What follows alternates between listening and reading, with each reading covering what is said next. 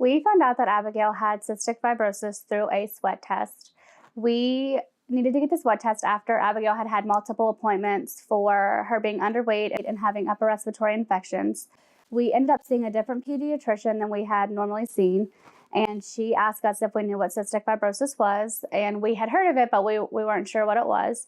So she recommended that we go that exact day and get a sweat test at Children's Hospital. So we found out that Abigail had cystic fibrosis February 11, 2016. They told Krissy that she needed to have a sweat test done for Abby, and she wasn't quite sure what it was. And then she called me and told me she had took her for an upper respiratory infection again, and she had quite a few. So I was like, well, go ahead and take her. And then she called me and told me, well, that's for cystic fibrosis, and I wasn't really quite sure what cystic fibrosis was.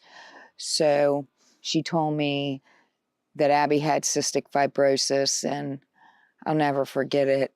I just fell to the ground. But since then, Abby has totally proved me wrong.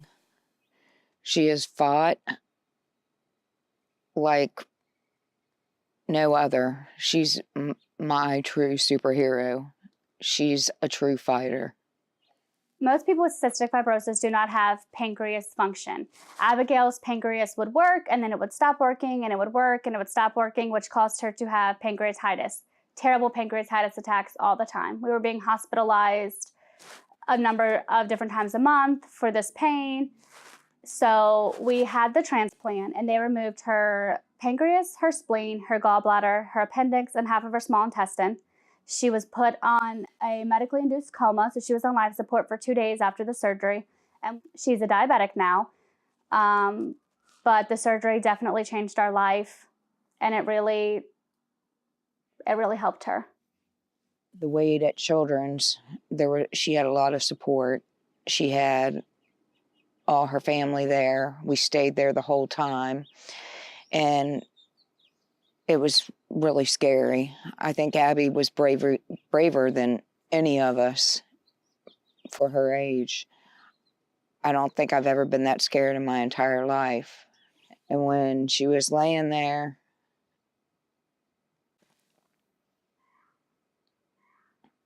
and they had her tied down, and she was on life support,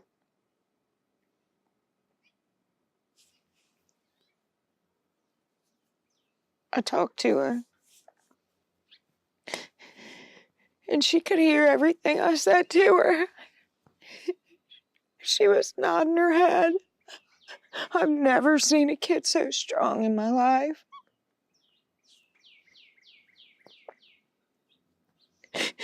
She wanted to come off of that life support right then. I knew then that she was such a fighter and nothing was going to get her down. Yeah, this is a good spot. Come on. What are you going to do? Make this a good spot. We make eggs. Hurry. You make a snow angel? No, we make an igloo. You can't make an igloo there. Yes, we make... Cystic fibrosis is a genetic disease that you're born with. Unfortunately, we did not find out at birth that Abby had it.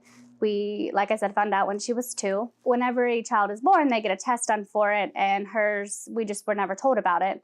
So when I got the call that Abigail had cystic fibrosis, I was scared. I had no idea what that meant exactly, what our life was going to be like, what her life was going to be like. People with cystic fibrosis have a shorter life expectancy than everyone else. We got a CF doctor, a GI doctor, and we started doing treatments right away. Abigail started doing vest therapy, airway clearance. She was put on multiple different medications immediately to try to catch what we had, all the time that we had lost from her not getting a diagnosis until she was 2. It truly takes a village to raise a child. And someone with cystic fibrosis, it's even harder. You need support. And the support that Abigail has from everyone is just amazing. Every year we do the Great Strides Walk for cystic fibrosis to raise money for the foundation. We do everything we can to help raise money to make people aware of exactly what cystic fibrosis is and how important it is to donate to the foundation, because that is where they get the funding for the medications for people who have CF to try. Without the medications, then their life expectancy would be even shorter. What I know for that will happen in my heart is that Abby will keep fighting. I hope she grows up to graduate high school. I hope she goes to college. I hope she's able to have a family. I hope the research continues and that they will find a cure. In my heart, I know Abby will probably be one of the biggest fighters. We go to the walk every year for her. She embraces what she has. She very seldom complains. That's just why I know in my heart that she will overcome all this. Even though she has a feeding tube, she has to do her breathing treatments, her vest.